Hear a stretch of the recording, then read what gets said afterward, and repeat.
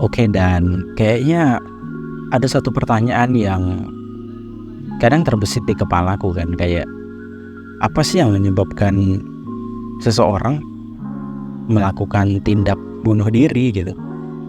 Jadi waktu itu aku sempat ngobrolin ini sama temen gue.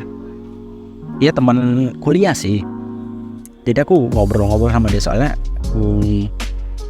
ya beberapa waktu yang lalu lah di dekat kosanku ada orang melakukan tindakan tersebut.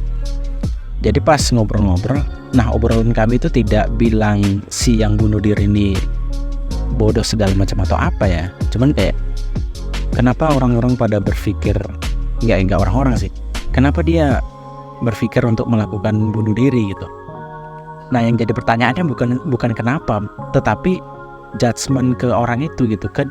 Judgement orang itu terhadap diri kita sendiri kan. Kayak kenapa kita tidak menjudge orang tersebut dengan kata bodoh karena dia melakukan tindak bunuh diri gitu kan.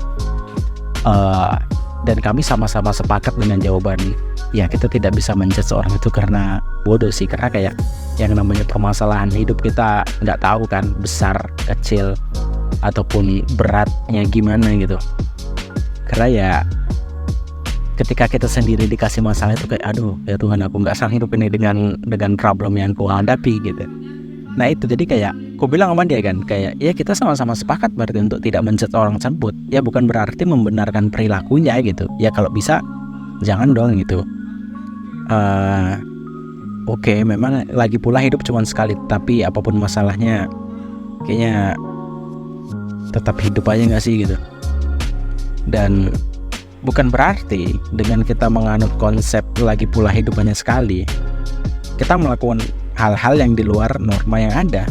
Bebas dalam artian melakukan dan mengambil tindakan yang oke, yang sesuai dengan norma-norma yang berlaku sih.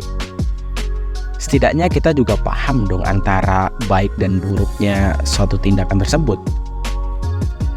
Kayaknya seru aja sih kalau misalnya kita tetap komitmen dengan apa yang kita jadikan itu sebagai salah satu gaya hidup yang juga menghidupi kita ke depannya.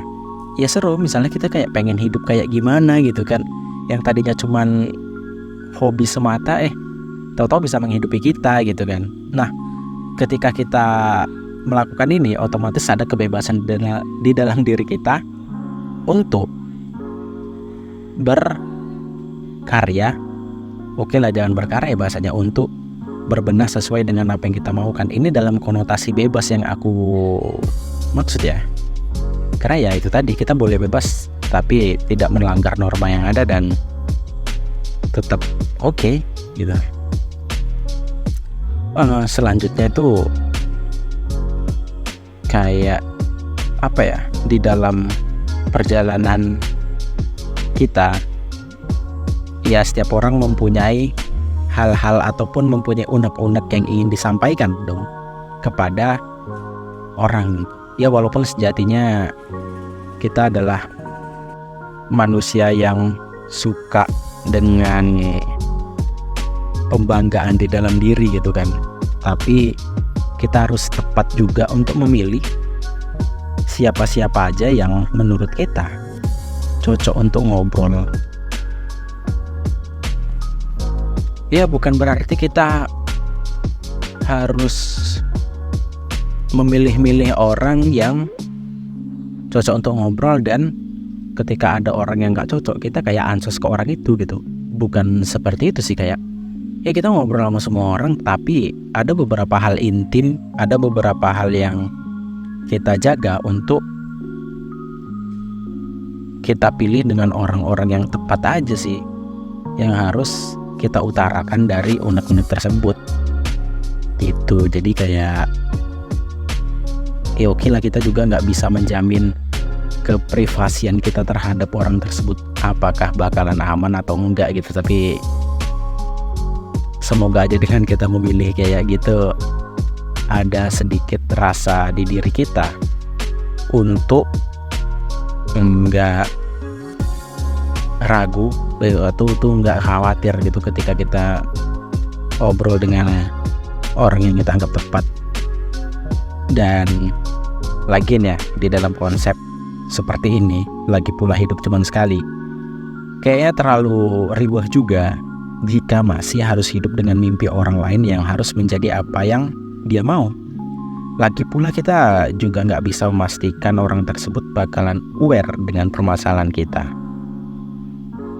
Lagi pula mau dengan memilih jalan apapun, kayaknya masalah itu akan selalu timbul.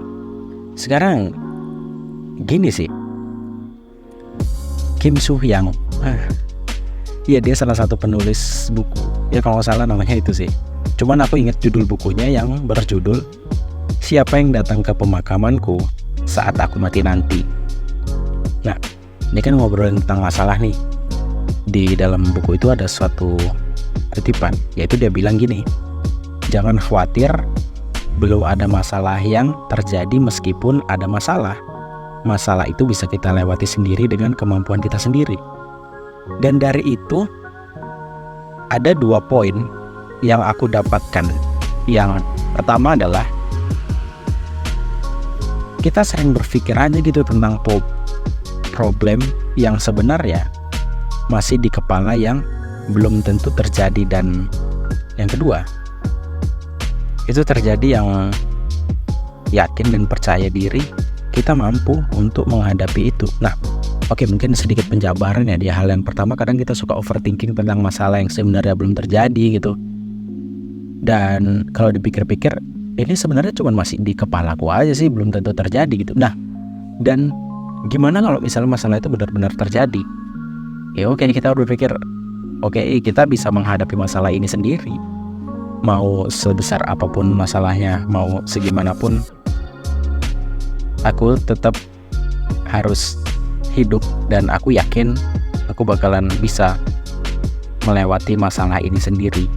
Dan ya, kita tidak bisa bergantung pada orang lain atas problem yang menimpa kita saat ini. Jadi kita sendiri harus menjalani kisah dan cerita sendiri.